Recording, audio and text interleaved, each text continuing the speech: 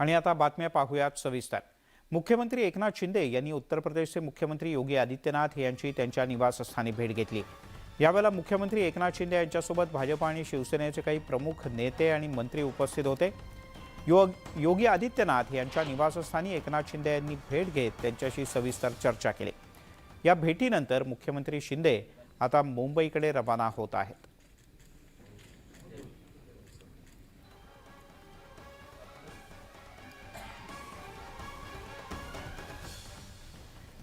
आपण ही दृश्य पाहतो आहोत। स्वतः योगी आदित्यनाथ यांनी मुख्यमंत्री एकनाथ शिंदे यांचं त्यांच्या निवासस्थानी स्वागत केलं। यावेळेला एकनाथ शिंदे यांचे मंत्रिमंडळातले सहकारी तसंच भाजपचे काही नेते आणि मंत्री सुद्धा आवर्जून उपस्थित होते। यावेळेला दोन्ही राज्यांच्या मुख्यमंत्र्यांमध्ये विविध विषयांवर चर्चा झाल्याचं कळतं।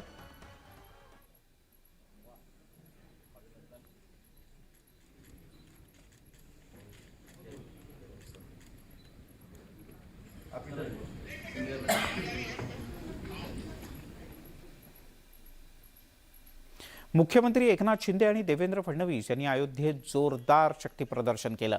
शिंदे आणि फडणवीसांनी रामलल्लाचं दर्शन घेऊन मनोभावे आरती केली। यानंतर मुख्यमंत्री एकनाथ शिंदे आणि देवेंद्र फडणवीस यांनी राम मंदिर परिसरात सुरू झालेल्या कामाची पाहणी केली। मुख्यमंत्री शिंदे यांचं लक्ष्मण किला इथे जोरदार स्वागत करण्यात आलं।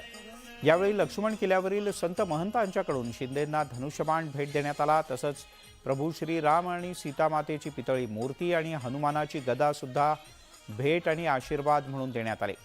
यानंतर मोठ्या उत्साहात शरयूच्या तीरावर मुख्यमंत्री एकनाथ शिंदे यांनी महाआरती केली।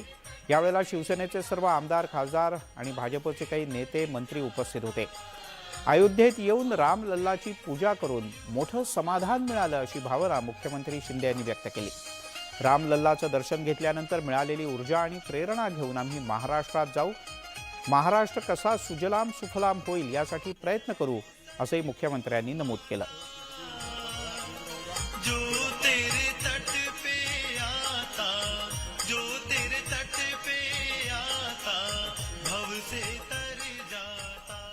शरयूच्या तीरावर मुख्यमंत्री एकनाथ शिंदे यांनी महाआरती केली। यावेळेला त्यांच्यासोबत त्यांचे चिरंजीव खासदार डॉक्टर श्रीकांत शिंदे, मंत्री दादा भुसे, गिरीश महाजन, शिवसेनेचे नेते रामदास कदम यांच्यासह शेकडो शिवसैनिक उपस्थित होते। आरतीसाठी शरयू नदीच्या तीरावर फुलांनी खास सजावट करण्यात आली होती। महाआरतीच्या नंतर मुख्यमंत्र्यांनी सगळ्यांचे मनापासून आभार मानले। दौऱ्याचं आयोजन करणाऱ्यांचे विशेष आभार मानले। एवढंच नाही तर लखनौपासून अयोध्येपर्यंत वातावरण निर्मिती करण्यात आली होती, त्याचाही त्यांनी उल्लेख केला। अयोध्या दौरा यशस्वी झाल्याचं त्यांनी सांगितलं। उत्तर प्रदेशचे मुख्यमंत्री योगी आदित्यनाथ, पंतप्रधान नरेंद्र मोदी आणि दौरा आयोजित करण्यासाठी मेहनत केलेल्या पोलिसांचं आणि प्रशासनाचंही त्यांनी आभार मानून या दौऱ्याची सांगता झाल्याचं घोषित केलं।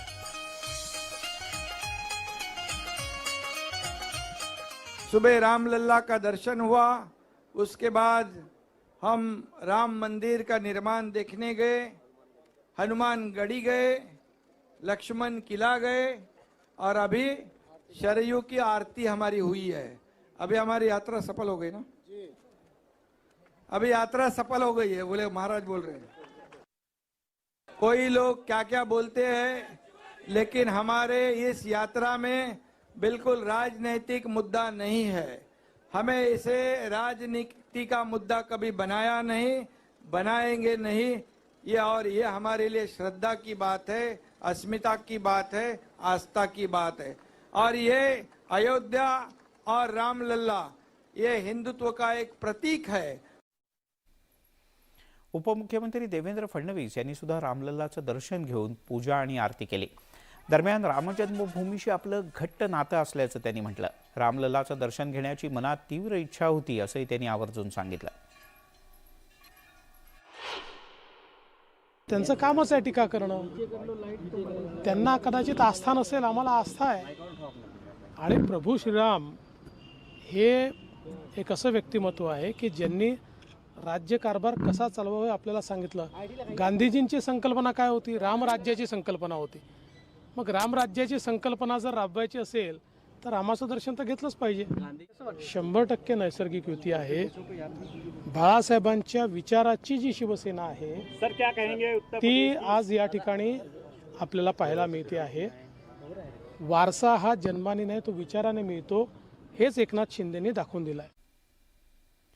उपमुख्यमंत्री देवेंद्र फडणवीस यांनी अयोध्येतल्या राम मंदिराला जाऊन भेट दिली, दर्शन घेतलं. त्यापूर्वी त्यांनी अयोध्येतील प्रभू श्री राम मंदिराचं काम कसं सुरू आहे याचा हेलिकॉप्टरमधनं एक व्हिडिओ टिपलाय. त्याने हा व्हिडिओ ट्विटरवरून सगळ्यांसाठी शेअर केला.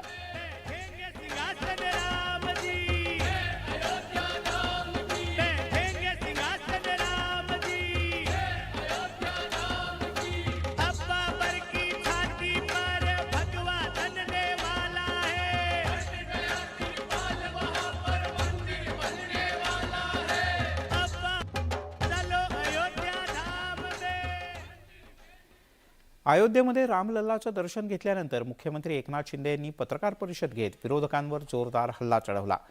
अयोध्या ही हिंदूंची अस्मिता आहे, तसंच ज्यांनी राम मंदिराला विरोध केला त्यांच्यासोबत उद्धव ठाकरे यांनी सरकार बनवल्याचा टोलाही त्यांनी लगावला. रावणाच्या पापाचा घडा भरला होता, त्यामुळे आता खरं रामराज्य आलंय. दुसरीकडे मी डॉक्टर होतो म्हणूनच एवढं मोठं ऑपरेशन केलं, यानंतर छोट्या मोठ्या गोळ्या पुरेशा आहेत असा खोचक टोलाही त्यांनी महाविकास आघाडीच्या नेत्यांना लगावला. अयोध्या दौऱ्यावर टीका करणं अयोग्य असल्याचं त्यांनी सांगितलं. 2024मध्ये भाजप आणि शिवसेनेचं सरकार पुन्हा एकदा महाराष्ट्रात भगवा फडकवणारच असा विश्वासही मुख्यमंत्र्यांनी व्यक्त केला.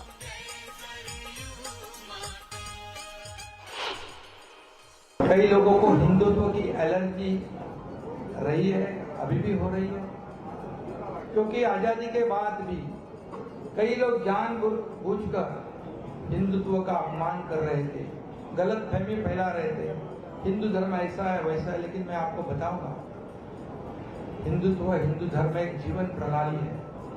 एक हिंदू धर्म में सहिष्णुवाद है, सभी लोगों को साथ लेकर चलने वाला हमारा हिंदुत्व है.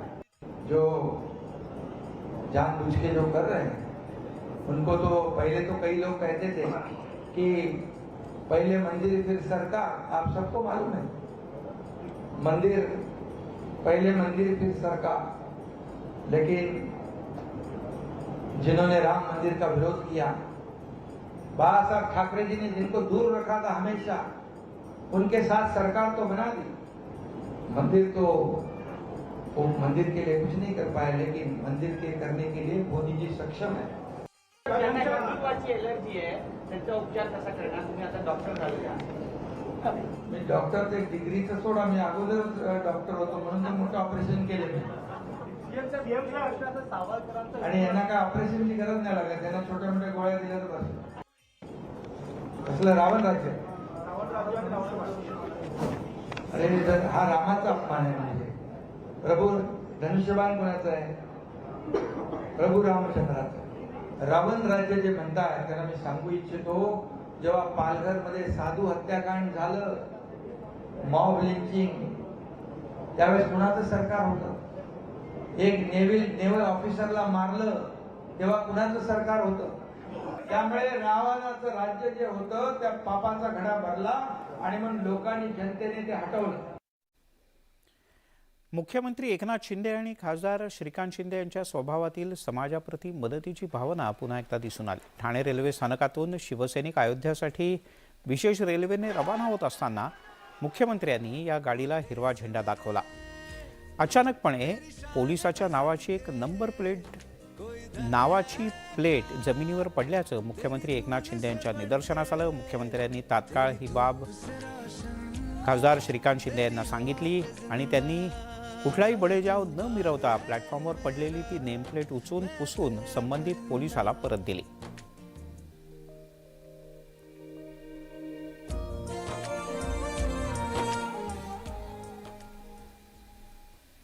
आणि आता एक धक्कादायक बातमी अकोल्यातून. अकोल्याच्या बाळापूर पारसमधील बाबूजी महाराज मंदिरातील टीन शेडवर झाड कोसळल्याची घटना घडली. या शेडच्या खालती 30 ते 40 जण उभे होते. हे सगळे त्यात अडकलेत असा अंदाज आहे. भीती व्यक्त केली जाते. दरम्यान यापैकी 7 जणांचा मृत्यू झाल्याची माहिती समोर येते, तर आणखीन 8 जण जखमी आहेत. आणखीनही काही जण अडकले असून त्यांना बाहेर काढण्याचं मदत आणि बचाव कार्य सध्या युद्धपातळीवर सुरू आहे. मृतांचा आकडा वाढण्याची भीती व्यक्त करण्यात येते.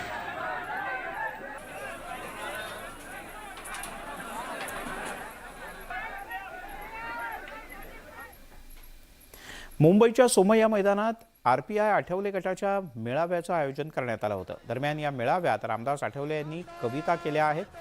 नेहमीप्रमाणे कवितांच्या माध्यमातून त्यांनी विरोधकांना जोरदार टोले लगावले. या मेळाव्यात भाजपचे मुंबई अध्यक्ष आशिष शेलारही उपस्थित होते. दरम्यान शेलार यांनी सुद्धा यावेळेला एक कविता सादर केली.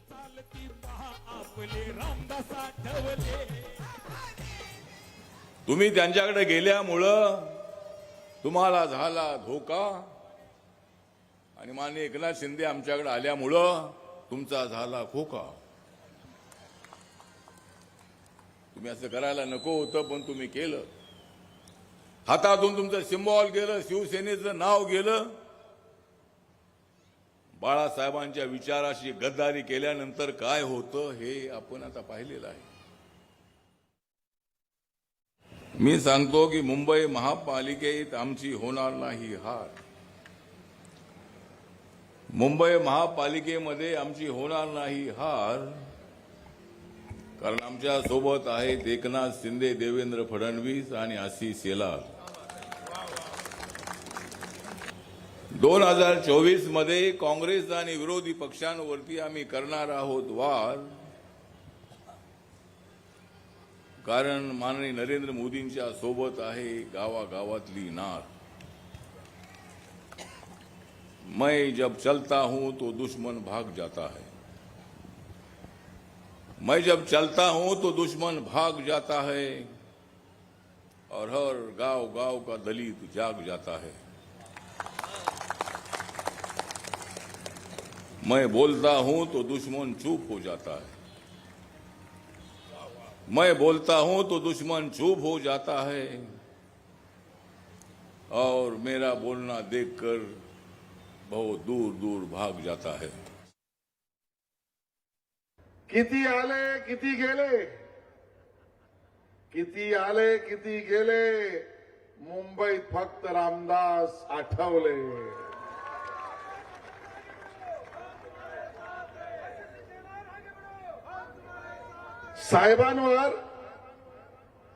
साहेबांवर टीका करणारे सगळे संपले.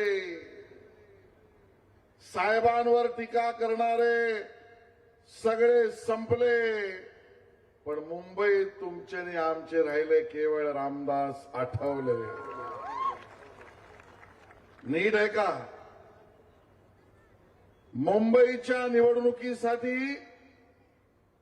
येते ना महापालिकेची निवडणूक, तर मुंबईच्या निवडणुकीसाठी कित्येक जण कुर्निसात करून कोणासमोर तरी झुकले आहेत. आमचा एक गट उद्धवजींचा मुंबईच्या निवडणुकीसाठी कित्येक जण कुर्निसात करून कोणासमोर झुकले, पण मुंबईकर गरिबांचा कैवारी फक्त रामदास आठवले. पनवेलमध्ये भाजप आणि शिवसेनेच्या वतीनं सावरकर गौरव यात्रेचं आयोजन करण्यात आलं होतं. वीर सावरकर यांच्याबद्दल चुकीच्या वक्तव्याचा निषेध म्हणून भाजप शिवसेनेच्या वतीनं संपूर्ण राज्यात स्वातंत्र्यवीर सावरकर गौरव यात्रा काढून राहुल गांधी यांच्या वक्तव्याचा निषेध केला जातोय.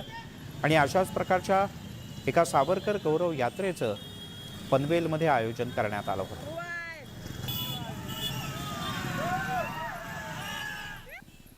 आपण पाहताय महामुंबई.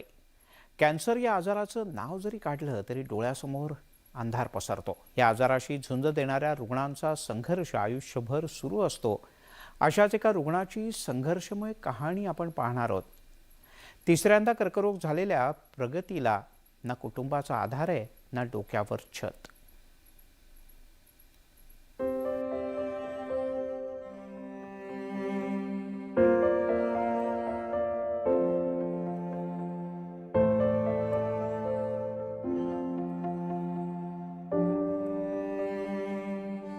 मुंबईत राहणारी ही प्रगती धामणकर. प्रगतीनं 5 वेळा मृत्यू बनून आलेल्या कॅन्सरला चकवा दिलाय.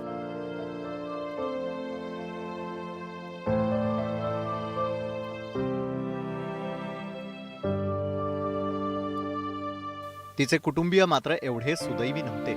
वडिलांचा कॅन्सरनं मृत्यू झाला. किडनीच्या आजारानं आईचा जीव घेतला तर भावाला दुर्धर आजारानं गाठलं. एवढी संकट कमी होती की काय, आता तिच्यावर बेघर होण्याची वेळ आली आहे. बँकेनं तिच्यावर घर जप्तीची नोटीस बजावली आहे. टाटा मेमोरियल हॉस्पिटल पर्यंत मुंबई येथे माझे उपचार चालू आहेत. गेल्या 2010 पासून ते आत्ताच्या चालू तारखेपर्यंत मला 5 वेळा कॅन्सरचा आजार उद्भवलेला आहे. माझा भाऊ स्वर्गीय कुमार प्रशांत किसन धामणकर याने घर कर्ज स्वरूप रक्कम रुपये 6 लाख असा काही व्यवहार केलेला होता. त्यामुळे आणि बँकेच्या एका पाठोपाठ एक माझ्या नोटीस येत होत्या. मला सगळ्यांकडून हीच विनंती आहे की माझं एक घर वाचवा, माझं हे राहतं घर वाचवा. प्रगतीचे वडील किरण धामणकर हे शिवसैनिक होते. त्यांनी त्यांच्या आयुष्यात अनेकांना मदत केली.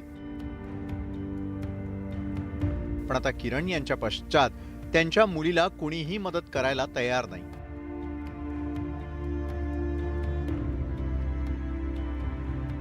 कुठेही खचून न जाता ती पार्ट टाइम जॉबही करते पैसे कमावण्यासाठी, कर्ज फेडण्यासाठी. मात्र आजवर कर्ज फेडू शकेल इतकी रक्कम तिच्याकडे जमा होऊ शकलेली नाहीये. स्वतःच्या उपचारांकडे लक्ष द्यावं की मग घर वाचवण्यासाठी मदतीचं आवाहन करावं, अशा स्थितीमध्ये ती आहे. त्यामुळे तिला एकच अपेक्षा आहे की लोकांनी पुढे येऊन मदतीचे हात द्यावेत आणि तिला आर्थिक परिस्थितीमध्ये मदत करावी. व्हिडिओ जर्नलिस्ट अरुण पेडणेकर सोबत रुचा कानोलकर, न्यूज 18 लोकमत, मुंबई. यासोबतच महामुंबईमध्ये घेऊयात एक छोटासा ब्रेक.